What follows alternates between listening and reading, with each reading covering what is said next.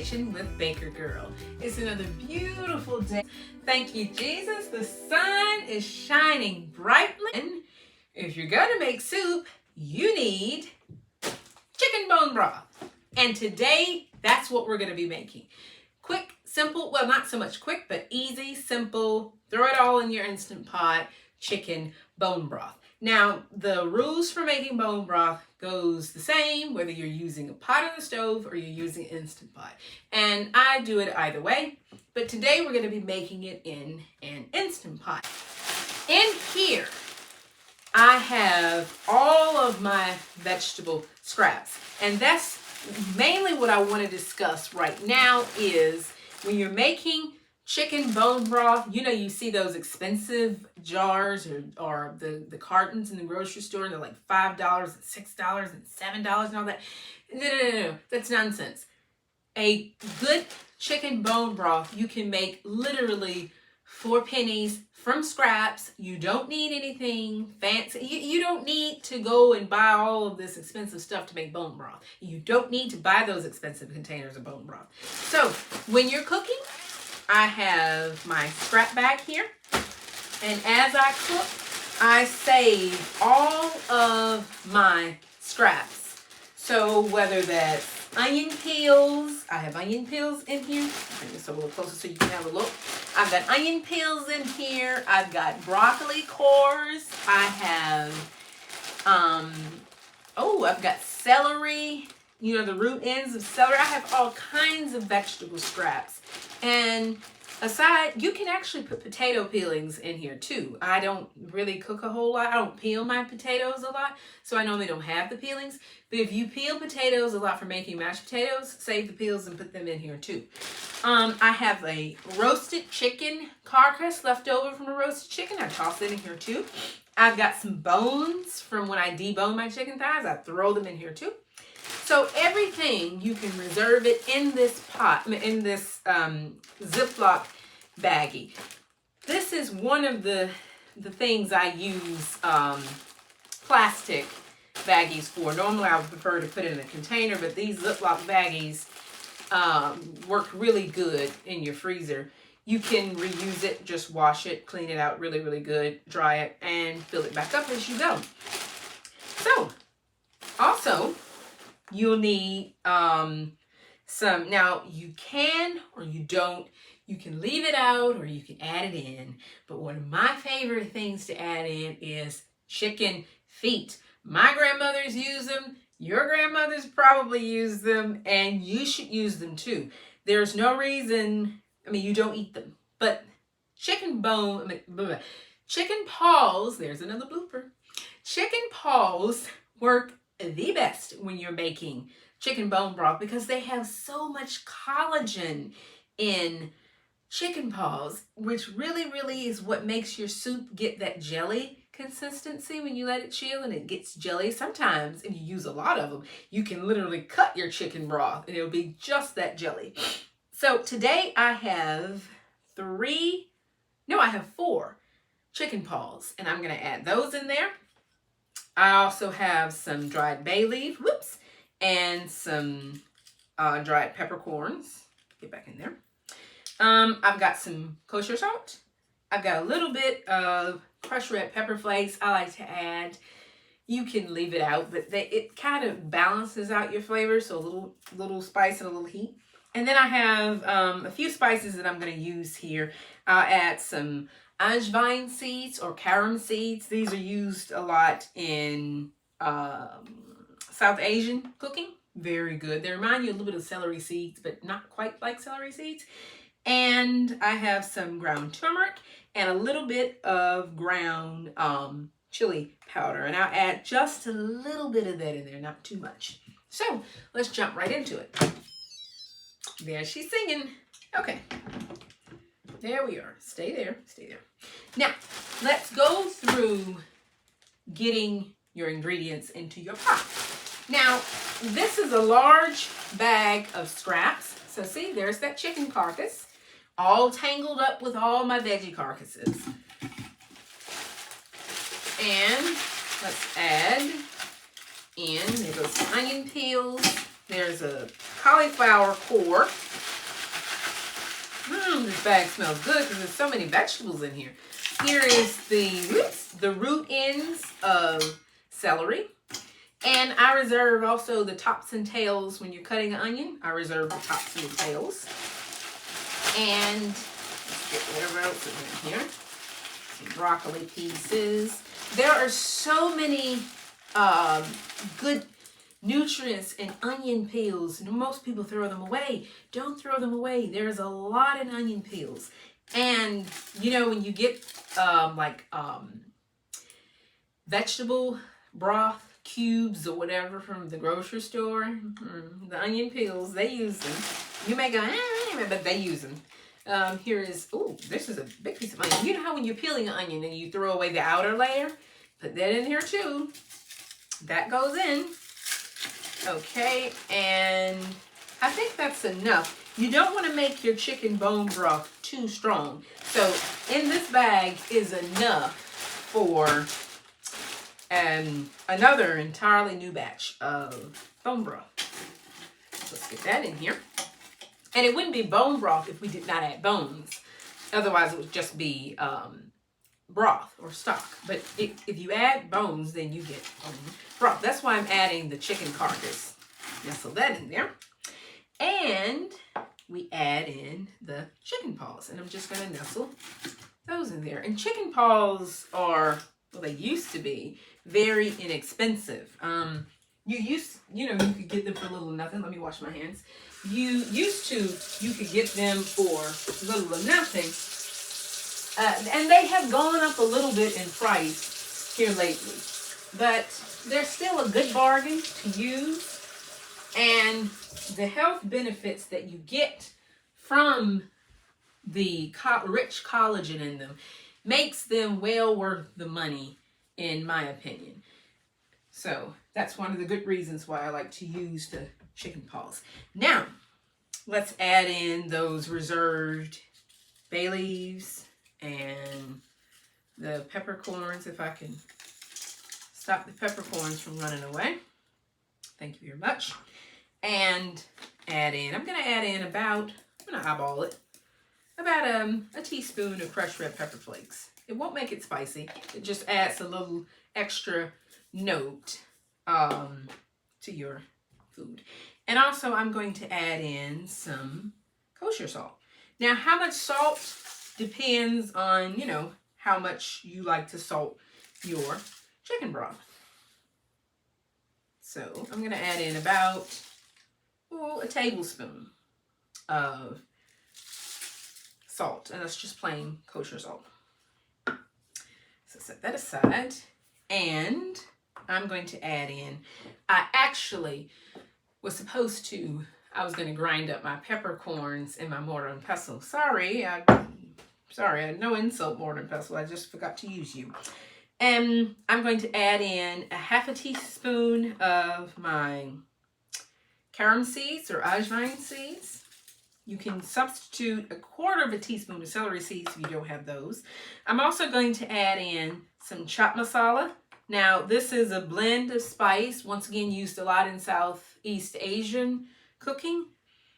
It's very, very good. Toss some of that in. A little goes a long way when you're working with chaat masala, by the way. I'm going to add in about a quarter of a teaspoon of turmeric. Now, you can add more, but turmeric is very strong, number one. And number two, will start to change the color of your chicken stock. So a quarter of a teaspoon is plenty. And I'm going to add in a quarter of a teaspoon of chili powder. There we are.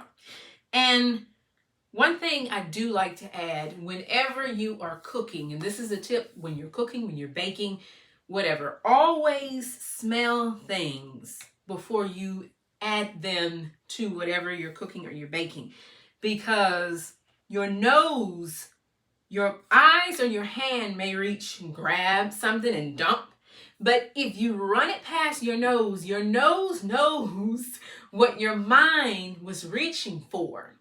And so if it doesn't coordinate, if your hand didn't coordinate with your mind and your nose will be like, hey, no, you were reaching for vanilla and you got hazelnut extract or something, or, you know, so always smell it before you add it to it, because you can be wrong. Sometimes you can grab the wrong thing, and then next thing you know, I've added peppermint extract to a strawberry cake versus almond extract. So that's a good tip that you want to practice when you're cooking or baking. Always smell things before you add them into your pot, because once you add it in there, sometimes it's difficult to take it out.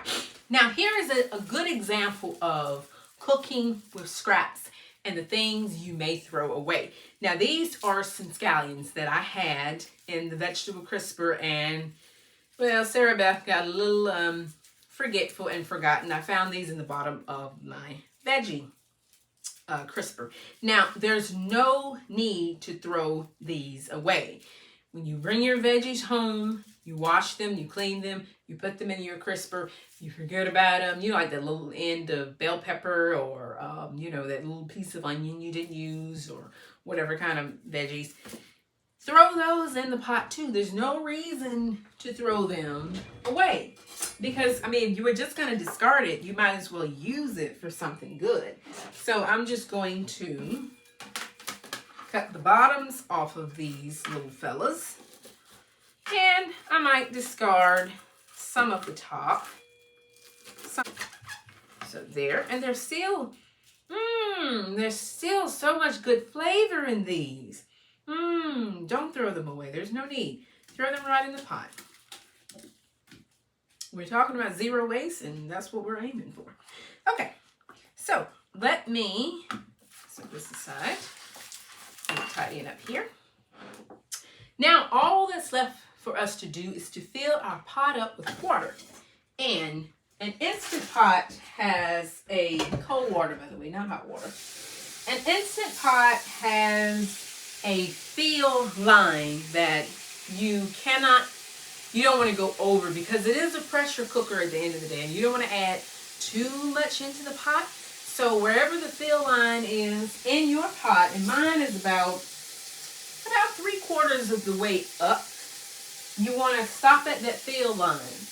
And of course, as I said, it's a pressure cooker. You don't want to overfill your pot. Also, you don't want to make your chicken bone broth too watery by adding too much water. You really do want to concentrate your flavors. And the more water you add to the pot, the more you could be diluting the flavors. So I'm going to call that good. So let's set that there. And you can see the pot is not full. It's just a little bit more than half full. In she goes. Another thing with chicken stock in general, you don't, I missed the little song. Hang on. I like that. So you don't want to boil chicken broth or chicken stock or any kind of stock ever. You never want to boil it. It should just slowly simmer. So on my Instant Pot, I am going to work on the keep warm setting. As well, let me scooch back a little bit. There we go. These things are kind of heavy. So I'm going to select the keep warm setting, and I want to, with this one, I can customize, and, well, actually, I think I missed the customizing. Here we are. Okay, hi. Oh, yeah, you turn the knob for this one. So I want to go to custom and select, and here I can regulate my temperature. So 190 degrees is a little too high. You're awful close to boiling there. So let's come on down to about 180 degrees should be good. Okay, so let's select that. 5 hours, yeah, that's a good amount of time, but I want mine to go a little bit longer. So I'm going to go for 7 hours and 30 minutes. That's about good. So let's select yes, and let's leave it be. And it should beep. Presently, it ought to beep. And then that way you know it's ready. Oh, okay. Sorry. I'm looking at it backwards. So you hit start. There we go. Okay. So it's ready. I don't need to do anything at this point. I come back in 8 hours and my chicken broth is ready to go. Now, if you don't have time to let this simmer gently away, because just because I'm using a pressure cooker doesn't mean that this pot is going to come up to pressure. It's not. It'll just keep all your flavors and all your moisture locked in. You can do the same thing on a pot on the stove. It'll just, you might want to top it off with a little bit of water, because some water will evaporate. With this, an Instant Pot, none of your water evaporates, and you don't have to open it until it's done. Now, if you need a more speedy version of bone broth, say you just want to do 5 hours, what I would do is I would bring this up to a simmer. You can use the saute method and bring the pot up to a simmer, and right when it comes up to simmering, if you have an instant read thermometer, you can stick it in there. Make sure you don't go over your 180 degrees. And then I would just put it on its keep warm setting, set my temperature to 180 degrees, and let it go for 5 hours. That kind of speed up the process. But because everything is cold, I'm gonna let this go for the full hours of 7 hours and 30 minutes. And I can run errands, or I can do this at night, and like yogurt, I can wake up in the morning and my bone broth is ready to go. So that is a very simple, easy, and dare I say, cheap way of making chicken bone broth. And you can do the same thing with beef bones. You might want to brown those a little bit, but you can do the same thing with beef bones. Save your vegetable scraps. Don't throw anything away when you're cooking. Save your scraps. Put them in a little Ziploc baggie. Put them in the refrigerator. Save all your bones, all of those things. Put them in a Ziploc baggie. Put it in the freezer. And when you have collected enough veggie scraps, all you do is just throw it all in your Instant Pot. Throw in a few herbs, some salts, and seasonings. Put it on, and you're good to go. And you have a delicious, rich soup that has more than one purpose. The one purpose of one, yes, we are nourishing our bodies by eating good, healthy foods made in our own kitchen. No, funny ingredients. We know exactly what goes in here, so there are no, unpleasant ingredients in our food that we don't know about. And reason number 2, you are saving and you're not wasting good food. Onion peels, the ends of celery or whatever, normally we just discard those things. That creates waste. And we don't want to waste any of the good blessings that God give us. None of it. If God has blessed us to have food and to have nourishing food, real food that is healthy for us, we don't want to waste any of it. We want to save as much as we can. So I hope you like this video. I hope you give it a try. If you do like it, please give us a thumbs up. Click the subscribe button and click the bell so you'll get a notification the next time I upload a video. And if you have any comments or questions, feel free to drop your comments in the comment section below. And the good Lord willing, I will see you again in the next video. In the meantime, be well, keep on cooking. Bye guys.